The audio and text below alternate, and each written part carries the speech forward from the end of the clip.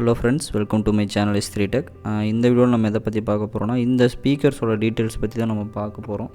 வீடியோக்குள்ளே போகிறதுக்கு முன்னாடி சேனலுக்கு நீங்கள் இன்னும் சப்ஸ்கிரைப் பண்ணலாம், மறக்காமல் சப்ஸ்கிரைப் பண்ணிக்கோங்க. அண்ட் அடுத்தடுத்த வீடியோஸை மிஸ் பண்ணாமல் பார்க்கணுன்னா கூட ஒரு பெல் ஐக்கானையும் கிளிக் பண்ணிக்கோங்க. இப்போது நம்ம இந்த ஸ்பீக்கர்ஸோட டீட்டெயில்ஸை பார்க்கலாம். இது பார்த்துக்கிட்டிங்கன்னா ஒரு 2.1 செட்டப்புக்காக ரெடி பண்ணது. ஸோ அதுக்கு முன்னாடி ஒரு வீடியோ போடலாம் அப்படிங்கிறதுனால தான் வீடியோ போட்டு ரொம்ப நாள் ஆச்சு. இந்த ஜிப் ஸ்பீக்கர்ஸை பற்றி இது பார்த்துக்கிட்டிங்கன்னா ஒரு 6.5 inch super bass dynamic speaker, அது 2. ஒரு 8 inch super bass dynamic speaker 1. அதுக்கப்புறம் பார்த்துக்கிட்டிங்கன்னா நமக்கு பீசோ எலக்ட்ரிக் ட்வீட்டர், இது ஒரு நார்மல் ட்வீட்டரு. இது டோம் ட்வீட்டர் இல்லை, மேக்னெட்டிக் டைப்லாம் இல்லை, ஒரு பிளாஸ்டிக் ட்வீட்டர் தான். ஸோ இந்த ஐட்டத்தை தான் நம்ம இந்த வீடியோவில் பற்றி பார்க்க போகிறோம். எப்படி இருக்குது, இதோட மற்ற ஸ்பெசிஃபிகேஷன் டீட்டெயில்ஸ் என்னென்ன அப்படிங்கிறத அந்த வீடியோவில் இருக்க போகுது. இப்போ நம்ம ஒவ்வொன்றா நம்ம ஓப்பன் பண்ணிவிட்டு இதோட பில்டு குவாலிட்டி எப்படி இருக்குது அண்டு மற்றதெல்லாம் எப்படி இருக்குது அப்படிங்கிறதையும் பார்ப்போம். முடிஞ்சால் நான் அந்த ஸ்பீக்கர்ஸோட சவுண்ட் டெஸ்டிங் வீடியோவோட எண்டில் நான் ஆட் பண்ணுறேன், பார்த்து தெரிஞ்சுக்கோங்க எப்படி இருக்குது அப்படின்ட்டு. ஃபஸ்ட்டு நம்ம இந்த ட்வீட்டர்லேருந்து ஸ்டார்ட் பண்ணுவோம். ட்வீட்டர் பார்த்துட்டிங்கன்னா நமக்கு நார்மல் ஒரு பிளாஸ்டிக் பீசோ எலக்ட்ரிக் ட்வீட்டர் தான் இது. இதோட மாடல் நம்பர் ZP102. இதில் 2-3 மாடல்ஸ் இருக்குது. இதோட இம்பார்ட்டன்ட் நோட்ஸ் இதுலேயும் கொடுத்துருக்காங்க பின்னாடி.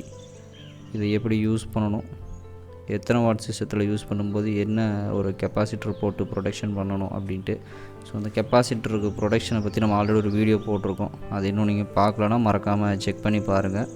ஸோ இந்த மாதிரி தான் எல்லாம் எந்த ஒரு எக்யூப்மெண்ட்டாக இருந்தாலும் மேனுஃபேக்சரரே ஒரு சில ஸ்பெசிஃபிக்கான டீட்டெயில்ஸை அவங்களே பிரிண்ட் பண்ணி கொடுத்துருப்பாங்க. நீங்கள் இந்த மாதிரி தான் இதை யூஸ் பண்ணணும், இந்த இடத்துல இது யூஸ் பண்ணும்போது இந்த மாதிரி ப்ரொடெக்ஷன் இருக்கணும் அப்படிங்கிற டீட்டெயிலை நம்ம கொடுத்துருவாங்க. ஸோ இந்த சைடு இதோட ஸ்பெசிஃபிகேஷன் போட்டிருக்காங்க. இதோட ஃப்ரீக்வன்சி ரெஸ்பான்ஸு 5 kHzலேருந்து 20 kHz வரைக்கும் இருக்கும். ஸோ ஒரு ஹை ஃப்ரீக்வன்சியை நல்லாவே ரெஸ்பாண்ட் பண்ணணும். இது ஒரு 4 ohms, can also be used with 8 and 16 ohm சிஸ்டம்ஸ்லேயும் நம்ம யூஸ் பண்ணிக்கலாங்கிறத போட்டிருக்காங்க. அண்ட் இது எப்படி யூஸ் பண்ணும்போது எவ்வளோ வேல்யூ கெப்பாசிட்டர் போடணும் ஹெவி யூஃபருக்கு அப்படிங்கிறதையும் போட்டிருக்காங்க. அதை நம்ம யூஸ் பண்ணும்போது நம்ம செக் பண்ணிக்கலாம். ஒன்று விழுந்துருச்சு. நெக்ஸ்ட் ஒன் இந்த 6.5 inch super bass dynamic speaker. So இதோட பர்ஃபார்மன்ஸ் நல்லா இருக்குது. நம்ம ஆல்ரெடி இதை போட்டு கொடுத்துருக்கோம். இப்போ ரீசெண்டாகவும் இதை ஒரு கஸ்டமருக்காக கொடுக்க போகிறோம். அதுக்காக எடுத்து வச்சது தான் இது.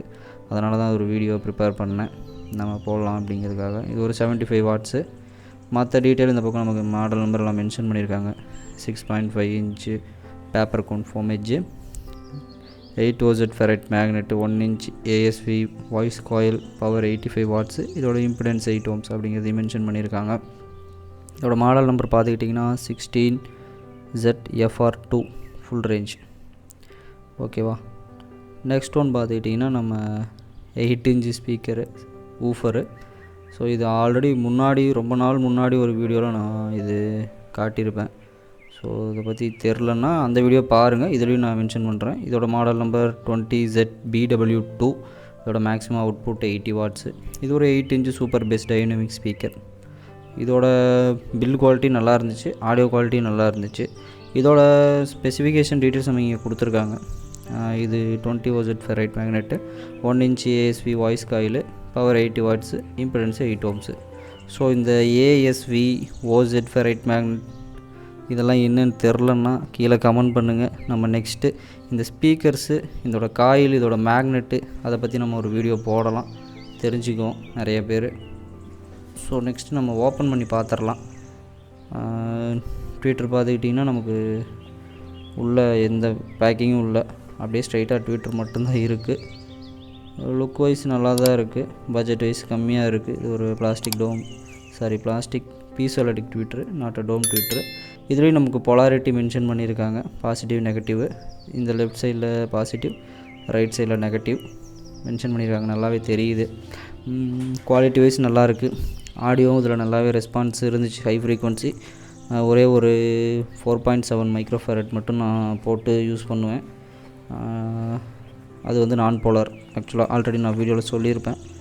இது வந்து பார்த்துட்டிங்கன்னா 6.5 inch super bass dynamic speaker. இது நம்ம இப்போ தான் காட்டுறோம் வீடியோவில். பட் ஒரு சிலர் யூஸ் பண்ணியிருப்பீங்க. யூஸ் பண்ணவங்க கீழே கமெண்ட் பண்ணுங்கள் எப்படி இருந்துச்சு அப்படிங்கிறத.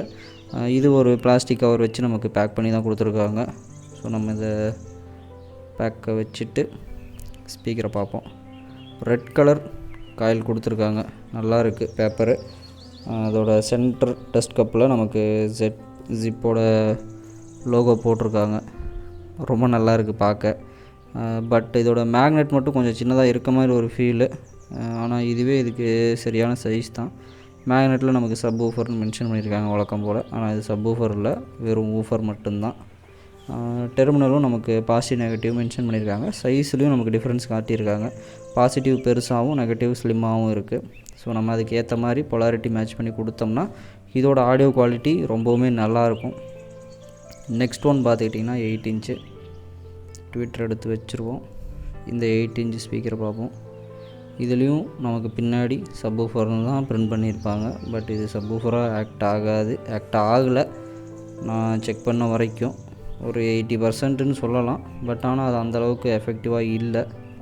பட் இதை நம்ம வந்து ஃப்ரண்ட் லெஃப்ட் ரைட்டு ஸ்டீரியோவுக்கு அந்த மாதிரி யூஸ் பண்ணும்போது இதோட குவாலிட்டி நல்லா இருந்துச்சு, ரொம்பவுமே நல்லா இருந்துச்சு. கிராஸ் ஓவர் போட்டு கொடுத்து நம்ம செக் பண்ணும்போது நம்மக்கிட்ட நிறைய பேர் வாங்கி யூஸ் பண்ணிட்டு நல்லா இருக்குன்னு தான் சொன்னாங்க. இது மேலே சேஃப்டிக்காக ஒரு அட்டை வச்சு கொடுத்துருக்காங்க.